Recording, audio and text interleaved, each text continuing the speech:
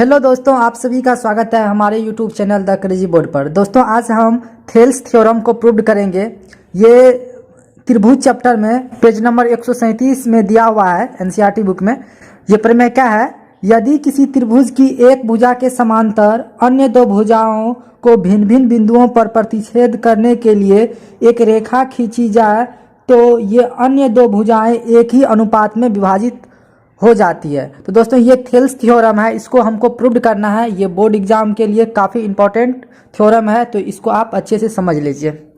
दोस्तों ये क्वेश्चन क्या कह रहा है, देखिए क्या है थ्योरम। ये कह रहा है, मान लीजिए एक ये ए बी सी कोई त्रिभुज है, ए बी सी कोई त्रिभुज है। बोल रहा है इस त्रिभुज में एक भुजा के समांतर, मान लीजिए बी सी भुजा के समांतर यदि हम कोई दूसरी रेखा खींचे जो अन्य भुजा ए बी और ए सी को दो बिंदु पर ये काटती है या विभाजित करती है, तो इन भुजाओं का जो रेशियो होगा वो एक ही अनुपात में होगा। जैसे ए डी बटा बी डी बराबर होगा ए ई बटा सी ई, ए ई बटा सी ई। तो दोस्तों ये बराबर होगा, अगर ए डी बटा बी डी, मान लीजिए ए डी बटा बी डी अगर 1/2 है तो ए ई बटा सी ई का भी वैल्यू 1/2 ही होगा। ए ई बटा सी ई का, यहाँ पे सी ई का वैल्यू क्या हो जाएगा, 1/2 ही होगा। तो ये कह रहा है कि यदि किसी त्रिभुज के एक भुजा के समांतर यदि हम कोई रेखा खींचे जो अन्य दो भुजाओं को अलग जिस बिंदु पे काटती है वो एक ही अनुपात में होता है। तो ये थेल्स थ्योरम है। तो दोस्तों इसको हमको प्रूव करना है। प्रूव कैसे करेंगे? तो प्रूव करने के लिए आपको लिखना क्या क्या है। सबसे पहले हमको इसी तरह से लिखना है कि त्रिभुज हमको दिया हुआ है, उसके बाद हमको क्या सिद्ध करना है। जैसे हमको ये सिद्ध करना है तो ये लिखना है, उसके बाद हमको रचना लिखना है और उसके बाद हमको प्रमाण लिखना है और प्रमाण से हमको उसको प्रूव करना है। तो आइए इसको सॉल्व करते हैं। यहाँ पर सबसे पहले आप एक त्रिभुज बना लीजिए। मान लीजिए यहाँ पे हम एक त्रिभुज बना लेते हैं। ए बी और सी एक त्रिभुज है और बी सी भुजा के समांतर हम एक कोई यहाँ पे रेखा खींच देते हैं, डी ई रेखा, और जो ए बी को डी बिंदु पे काटता है और ए सी को ई बिंदु पर प्रतिच्छेद करता है। तो हम लिखेंगे उसी तरह से, दिया हुआ है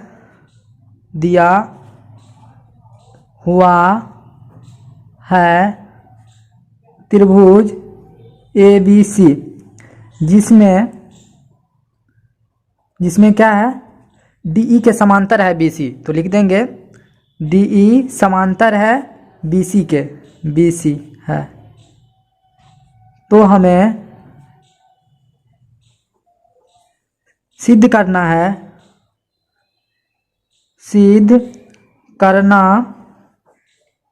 है कि क्या सिद्ध करना है, ए डी बटा बी डी, ए डी बटा बी डी बराबर ए ई बटा सी ई, ए ई बटा सी ई या ई सी भी आप लिख सकते हैं, दोनों बराबर ही हुआ तो हम सी ई लिख देते हैं।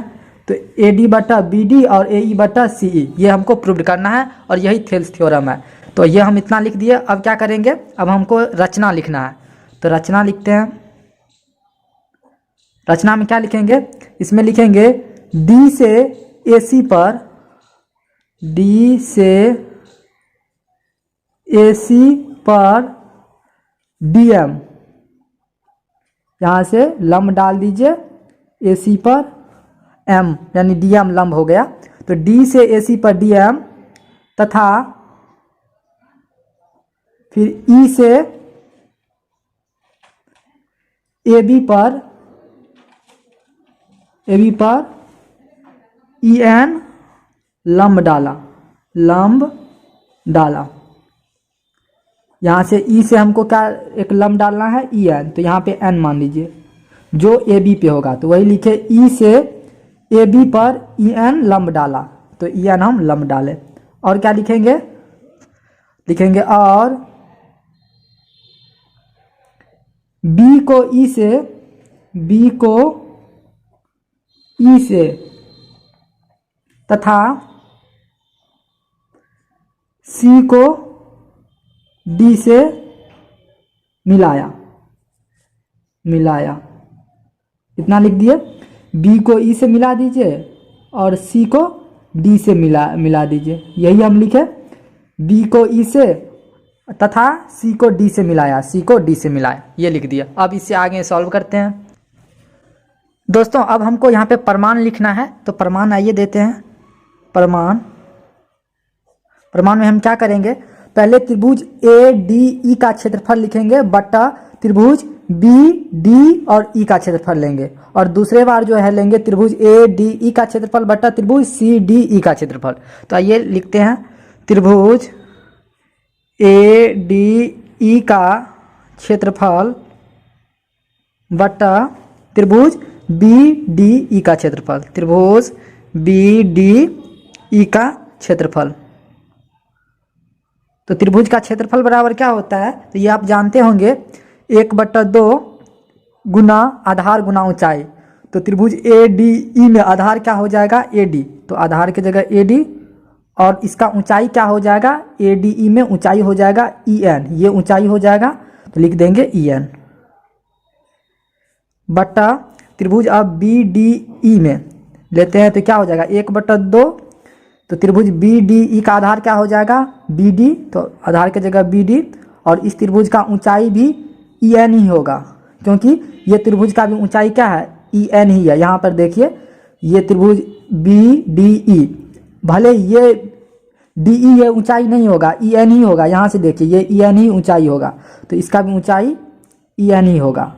अब यहाँ से देखिए 1/2 कट जाएगा, ई एन से ई एन कट जाएगा, तो क्या बच गया हमको, त्रिभुज ए डी ई का क्षेत्रफल बटा त्रिभुज बी डी ई का क्षेत्रफल बराबर क्या लिखेंगे हम, ए डी बटा बी डी, क्या हुआ, ए डी बटा बी डी। यहाँ पर देखिए ए डी बटा बी डी, इसको समीकरण 1 मान लीजिए।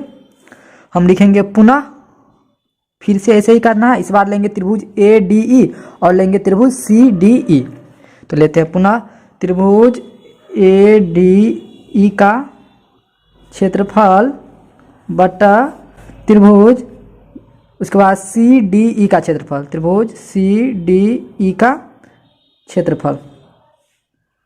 तो त्रिभुज का क्षेत्रफल बराबर क्या होता है, 1/2, फिर इस त्रिभुज के लिए आधार क्या हो जाएगा, इस बार लेंगे ए ई को आधार लेंगे, तो ए ई, और ऊंचाई क्या होगा, अगर ए ई आधार होगा, ए डी ई त्रिभुज में अगर ए ई आधार होगा तो ये ऊंचाई आपको डी एम हो जाएगा, ये ऊंचाई हो जाएगा त्रिभुज का डी एम। तो यहाँ पे डी एम ऊंचाई हो गया। फिर लिखेंगे 1/2 त्रिभुज सी डी ई में आधार इसका क्या हो जाएगा, सी ई आधार हो जाएगा, तो सी ई आधार कर दीजिए, और ऊंचाई क्या हो जाएगा, इस त्रिभुज का भी ऊंचाई क्या होगा, डी एम ही होगा। सी डी ई त्रिभुज का ऊंचाई भी यही डी एम हो जाएगा, तो यहाँ पर डी एम लिख दीजिए। अब ये क्या होगा, 1/2 कट जाएगा, डी एम से डी एम कट जाएगा, तो क्या बच गया, ये हो गया आपको त्रिभुज ए डी ई का क्षेत्रफल बटा त्रिभुज सी डी ई का क्षेत्रफल बराबर क्या हुआ, ए ई बटा सी ई, ए ई बटा सी ई या ई सी कुछ भी लिख सकते हैं। इसको समीकरण आप 2 मान लीजिए। अब देखिए, अब इसमें देखिए क्या है, त्रिभुज बी डी ई और त्रिभुज सी डी ई, इन दोनों का आधार सेम है, यानी डी ई आधार है। इसी आधार से जो है देखिए त्रिभुज बी डी ई, इसमें भी ये डी ई आता है, त्रिभुज सी डी ई, इसमें भी जो है ये डी ई आता है, यानी इन दोनों त्रिभुज का आधार सेम है। और ये दोनों त्रिभुज जो है दो समांतर रेखा BC और DE के बीच में स्थित है। तो ये एक थ्योरम होता है, या आप कॉन्सेप्ट बोलिए। दोस्तों ये कॉन्सेप्ट होता है कि दो समांतर रेखा के बीच एक ही आधार पर बने त्रिभुज का क्षेत्रफल बराबर होता है। मान लीजिए ये एक रेखा है और ये दोनों समांतर रेखा है, इस पर जो हम त्रिभुज बनाएंगे, मान लीजिए यहाँ से हम एक त्रिभुज बनाए, यहाँ से हम एक त्रिभुज बनाए, इस त्रिभुज को आप मान लीजिए ABC, ये एक त्रिभुज है। और एक त्रिभुज और हम बना लेते हैं, यहाँ से मान लीजिए ये है और ये बना लीजिए एक त्रिभुज, इसको D मान लीजिए इस बिंदु को। तो अब देखिए त्रिभुज ABC, इस त्रिभुज का आधार क्या है, BC है, और त्रिभुज बी सी डी, इस त्रिभुज का भी आधार क्या है, यही बी सी है। तो ये दोनों त्रिभुज का आधार सेम है और ये दोनों त्रिभुज जो है दो समांतर रेखा के बीच में है। तो त्रिभुज बी सी डी और त्रिभुज ए बी सी, इन दोनों का क्षेत्रफल यानी इस त्रिभुज का क्षेत्रफल और ये त्रिभुज का क्षेत्रफल, दोनों का क्षेत्रफल जो है बराबर होगा। ये आपको अच्छे से समझ में आ गया होगा कि ये कैसे होगा। उसी प्रकार से यहाँ पर भी त्रिभुज बी डी ई का क्षेत्रफल बराबर होगा त्रिभुज सी डी ई का क्षेत्रफल, क्योंकि ये दोनों त्रिभुज भी दो समांतर रेखाओं के बीच में है और दोनों का आधार जो है ये सेम है यानी डी ई आधार है। तो इस तरह से इन दोनों त्रिभुज का भी क्षेत्रफल इसका और इसका बराबर होगा। तो आइए लिखते हैं, देखिए चूंकि त्रिभुज बी डी ई और त्रिभुज सी डी ई का एक ही आधार डीई है, जो डीई और बीसी जो समांतर रेखा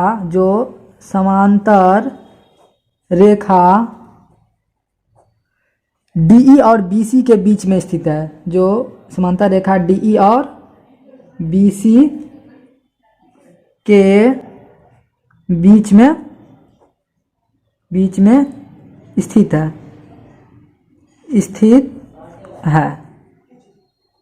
इसीलिए त्रिभुज बी डी ई का क्षेत्रफल बराबर होगा त्रिभुज किसके, सी डी ई के। तो लिख देंगे त्रिभुज सी डी ई का क्षेत्रफल। तो त्रिभुज बी डी ई का क्षेत्रफल बराबर त्रिभुज सी डी ई का क्षेत्रफल। इसको समीकरण 3 मान लीजिए। ये क्यों ऐसा हुआ आप समझ गए हैं, तो इसको समीकरण आप 3 मान लीजिए। अब हम आगे लिखेंगे समीकरण 2 से। समीकरण 2 में क्या था, समीकरण 2 में है त्रिभुज ए डी ई का क्षेत्रफल बटा त्रिभुज सी डी ई का क्षेत्रफल बराबर ए ई बटा सी ई। इसको समीकरण 2 माने। तो आइए ये लिखते हैं, देखिए त्रिभुज ए डी ई का क्षेत्रफल बटा त्रिभुज बी डी ई का क्षेत्रफल, इसमें त्रिभुज सी डी ई का क्षेत्रफल होगा क्योंकि ये समीकरण 2 है। त्रिभुज सी डी ई का क्षेत्रफल बराबर क्या निकला था, ए ई बटा सी ई, ये समीकरण 2 है। अब हम क्या लिख सकते हैं, त्रिभुज सी डी ई के क्षेत्रफल के जगह हम त्रिभुज बी डी ई का क्षेत्रफल लिख सकते हैं, क्योंकि त्रिभुज सी डी ई का क्षेत्रफल और त्रिभुज बी डी ई का क्षेत्रफल ये बराबर है, ये क्षेत्रफल और ये क्षेत्रफल बराबर है। तो त्रिभुज सी डी ई के क्षेत्रफल की जगह हम त्रिभुज बी डी ई का क्षेत्रफल लिख सकते हैं। तो यहाँ पे हम लिखेंगे त्रिभुज ए डी ई का क्षेत्रफल बटा त्रिभुज बी डी ई का क्षेत्रफल, त्रिभुज बी डी ई का क्षेत्रफल बराबर क्या है, ए ई बटा सी ई। ये हम कैसे लिखे, ये समीकरण 3 से। यहाँ पर आप समीकरण 3 में देखिए त्रिभुज सी डी ई का क्षेत्रफल बराबर है त्रिभुज बी डी ई के क्षेत्रफल के जगह बराबर है, तो त्रिभुज सी डी ई का क्षेत्रफल के जगह हम लिख सकते हैं त्रिभुज बी डी ई का क्षेत्रफल। वही हम यहाँ पे किए हैं, त्रिभुज सी डी ई का क्षेत्रफल के जगह लिखे हैं त्रिभुज बी डी ई का क्षेत्रफल। अब क्या करेंगे, अब यहाँ पे त्रिभुज ए डी ई का क्षेत्रफल बटा त्रिभुज बी डी ई का क्षेत्रफल बराबर क्या हो जाएगा, ए डी बटा बी डी। ये आप पीछे प्रूफ किए हैं समीकरण 1 में, देख लीजिए। यहाँ पर समीकरण 1 में देख लीजिए, त्रिभुज ए डी ई का क्षेत्रफल बटा त्रिभुज बी डी ई का क्षेत्रफल बराबर ए डी बटा बी डी। त्रिभुज ए डी ई का क्षेत्रफल बटा त्रिभुज बी डी ई का क्षेत्रफल बराबर क्या है, ए डी बटा बी डी, ए डी बटा ये बी डी। तो वही यहाँ पे हम लिखे, तो वही हम यहाँ पे लिखे, इसके जगह हम लिखे ए डी बटा बी डी और बराबर क्या है, ए ई बटा सी ई, ए ई बटा सी ई। और यही है ए डी बटा बी डी बराबर ए ई बटा सी ई, यही हमको प्रूव्ड करना था। तो ये प्रूव्ड हो गया और यही थेल्स थ्योरम है।